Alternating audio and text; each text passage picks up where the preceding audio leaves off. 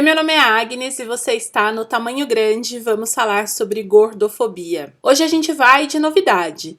O projeto Tamanho Grande foi contemplado no Prêmio para Conteúdos Virtuais da Secretaria de Cultura e de Turismo da Prefeitura de Mogi das Cruzes. Um reconhecimento super importante, considerando que tudo que a gente produz e veicula aqui é resultado de uma pesquisa científica, ou seja, é divulgação científica na área das ciências sociais aplicadas e falando sobre gordofobia. Então, como contrapartida a essa premiação na categoria Mulher na Cultura, hoje eu falo de forma inédita sobre como narrar histórias a partir de perspectivas dissidentes, no caso, a partir das vivências e das experiências de mulheres gordas, é importante para a garantia e manutenção de direitos na nossa vida em sociedade. Espero que você goste e até a próxima!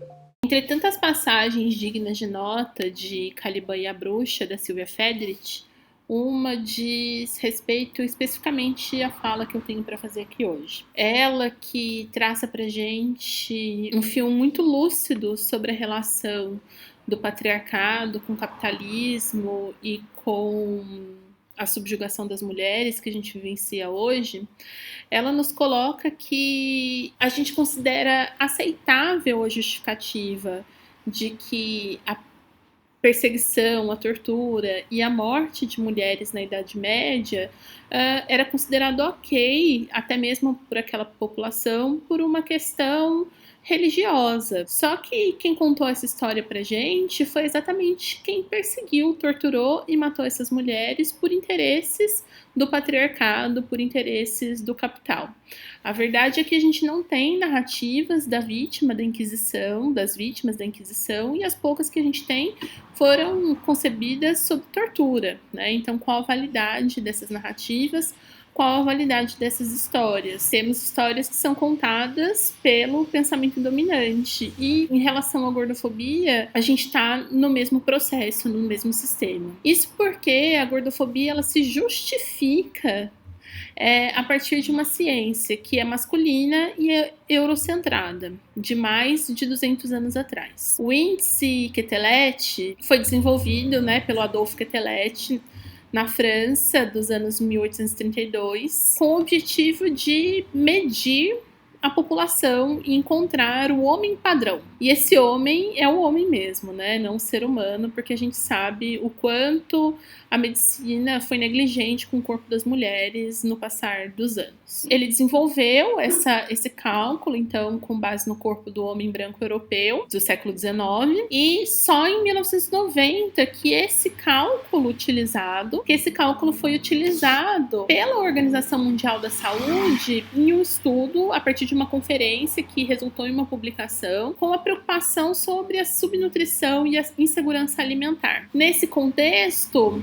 mais numa perspectiva de que as pessoas se alimentam mal por conta das dificuldades de acesso a uma alimentação, do que propriamente uma responsabilidade individual dessas pessoas. No entanto, como conceito, a obesidade ela acaba atendendo um propósito de uma indústria da moda que precisa padronizar as formas das suas roupas para exportar para todo mundo, da indústria farmacêutica, de remédios para emagrecimento, da indústria de cirurgia plástica, de cirurgias estéticas, que ganham muito dinheiro com a insatisfação corporal das pessoas e principalmente das mulheres, né, num novo processo de vigilância, de punição. Nesse contexto, a gente ainda tem uma mídia hegemônica, né, que se associa e amplifica esse discurso do status quo, esse discurso dominante,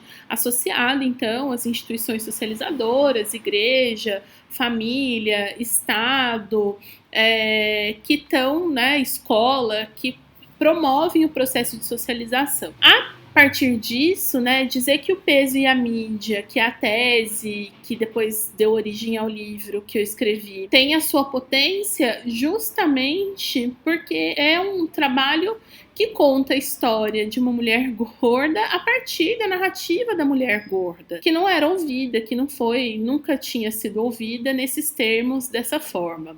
Eu sempre soube que eu era gorda, sempre soube que eu era tratada diferente por eu ser gorda, mas eu nunca havia me dado conta de que isso era fruto de um preconceito e que então eu sofri uma violência. Como muitas, eu achava que o problema estava em mim e que eu que não tinha força de vontade, que era preguiçosa, enfim, e que inventava desculpa para ter o corpo que eu realmente tenho, normalizando então essa narrativa, contribuindo para a normalização dessa narrativa de normalização dos corpos. E aí que falar sobre isso, primeiro, era uma coisa que a gente sempre evita, a gente, né, falar sobre as nossas próprias vivências é sempre muito doloroso, e quando ela vem nessa perspectiva, ela é considerada errada, né, de ser falada, porque ela foge desses séculos, né, de tentativa de normalização e padronização dos corpos, e foi incidental numa conversa com o meu orientador. A gente estava, de fato, discutindo a tese, mas o tema da tese era completamente diferente, até que num bate-papo, né, eu falei para ele sobre a gordofobia e ele me perguntou, mas isso existe? Né? Gordofobia existe não como uma negação dele do que eu estava falando, do que eu estava apresentando, mas como uma dúvida genuína de alguém que nunca tinha ouvido falar sobre isso. Isso era março de 2017, ou seja, não tem tanto tempo assim. E aí foi que a gente foi ver, eu expliquei para ele, né? Eu já tinha me dado conta desse preconceito, então assim, já não estava mais num processo de aceitar a violência, mas ao mesmo tempo eu não tinha me motivado a fazer nada a respeito. Mas a gente buscou no dicionário, a palavra não tinha no dicionário, a gente buscou no banco de teses e dissertações da CAPES e também não tinha uma pesquisa sobre isso dentro da área da comunicação. E aí se entende a gordofobia como um preconceito contra a imagem de um corpo e o que essa imagem representa na sociedade.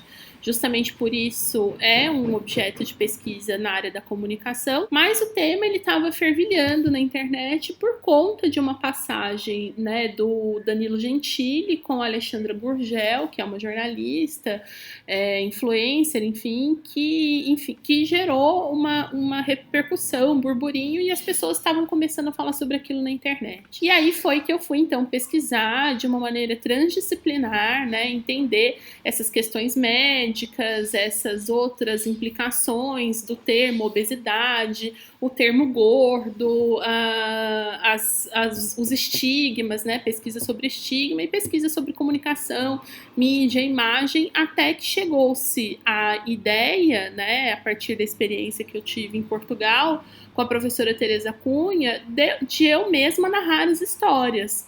E de eu ser, então, objeto da minha pesquisa e não só pesquisadora, né? Tantos conflitos pessoais, éticos, científicos que eu passei em relação a isso, de contar essas histórias, de coisas muito íntimas que eu nunca tinha falado para ninguém, enfim, e ao mesmo tempo que validade científica isso teria, né? Dentro da pesquisa, dentro do trabalho como um todo. Mesmo depois, inclusive, né, de ter feito, de ter defendido a tese, de ter virado livro. Aliás, foi na live de lançamento do livro que o Tadeu Rodrigues, da Uniso, fez a mediação, que ele me revelou que as pessoas, sempre que ele falava a respeito desse trabalho, e as pessoas que não me conheciam perguntavam, mas ela é gorda?